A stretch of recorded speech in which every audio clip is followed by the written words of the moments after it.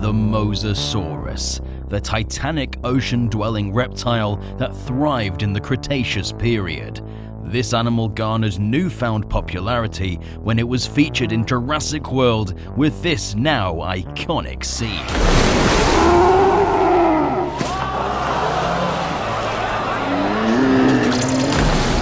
It captured the imagination of audiences across the world with its sheer size and massive jaw, perfectly evolved for hunting gigantic sea monsters. But as per Jurassic Park tradition, the real creature was in reality very different to what was presented on screen.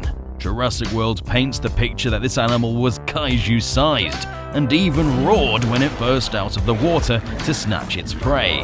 But what was it really like? Well, since Jurassic fans will just now be soaking up Camp Cretaceous Season 4, and since Mosasaurus makes a grand re-entrance into the show, we thought we'd take a look at the Mosasaurus and what it really would have sounded like.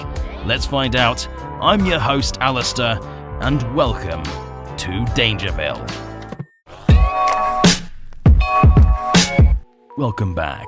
Before we can properly analyze what this creature sounded like, let's break down the true biology of the creature and how it differs from the Masrani clone from Jurassic World.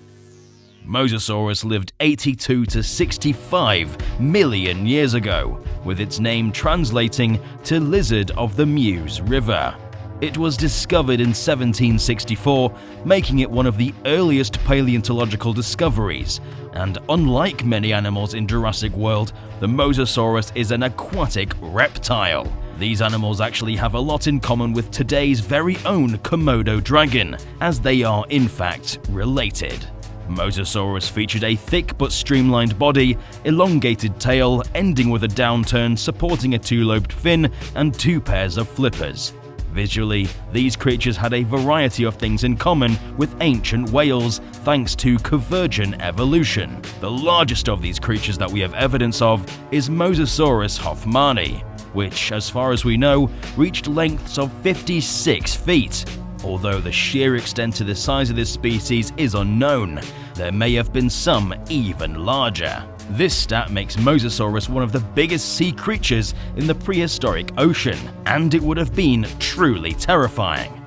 Although it's dwarfed in size to Masrani's Mosasaurus, which, whilst claimed to be 55 feet on Jurassic World's website, actually ranges from 114 feet to 246 feet in the film. Whoa, that thing could probably hold its own against Godzilla. The Cretaceous Mosasaurus was filled with 40 to 50 razor-sharp conical teeth, specialized for cutting flesh. It's safe to say this animal was an efficient killing machine, preying on turtles, fish, ammonites, plesiosaurs, and even smaller mosasaurs. Like snakes, the Mosasaurus was double-hinged and had a flexible skull, which allowed it to swallow large prey whole. This would have made this animal a top oceanic predator. So that's the biology of the creature.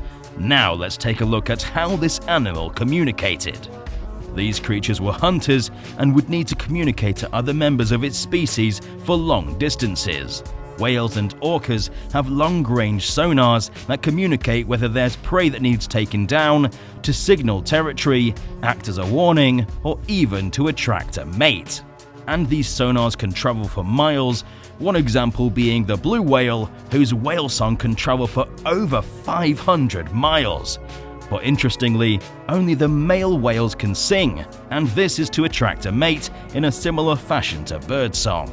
But unlike mammals like whales or orcas, Mosasaurus was reptilian, meaning its methods of vocalization are very different. Monitor lizards, direct relatives of the Mosasaurus, vocalize without the use of the larynx, a chamber made of several pieces of cartilage that would normally allow for vocalization. Instead, reptiles like Komodo dragons communicate by pushing air through their breathing tubes, although its levels of sound are extremely limited, only being able to hiss.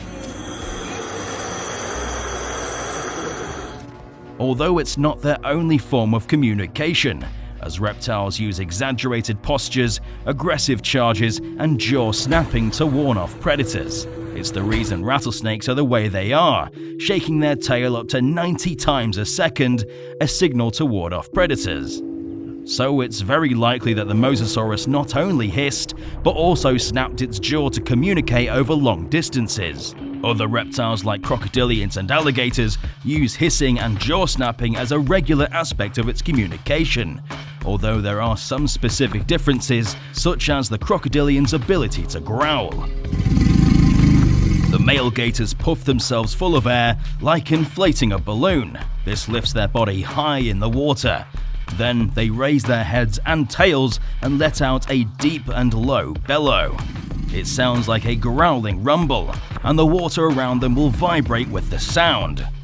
Because of the crocodile's physique in the water, this would have been impossible for an entirely aquatic reptile like Mosasaurus to pull off. So it's apparent that hissing and jaw snapping would have been the Mosasaurus's primary means of communication, although since it's an ocean-dwelling creature, it wouldn't have been able to make continuous sound underwater, since it still needs to rise to the surface for air.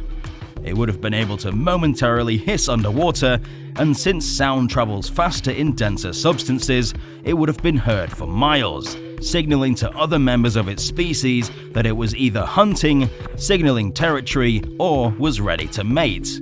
But it would still need to come up for air shortly after vocalizing, since its lungs aren't quite as developed as something like a blue whale, who can hold their breath underwater for 90 minutes. So let's simulate what Mosasaurus would have really sounded like.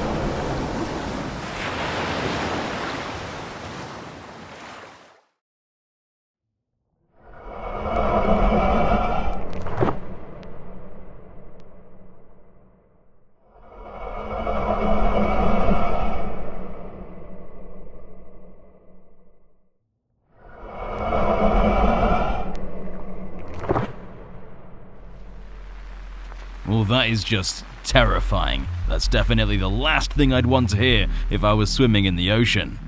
In reality, the Mosasaurus not only looked differently from the Jurassic World iteration, but it also sounded very different.